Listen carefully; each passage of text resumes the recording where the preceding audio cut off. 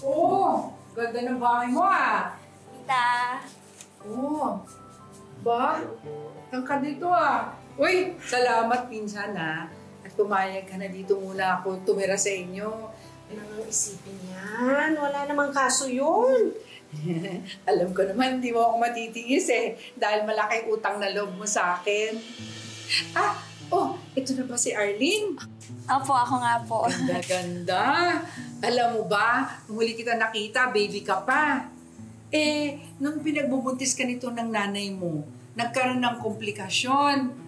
Walang trabaho nun ng tatay mo, eh kailangan kandalin sa private hospital. Kaya sa akin ang hiram ng pera.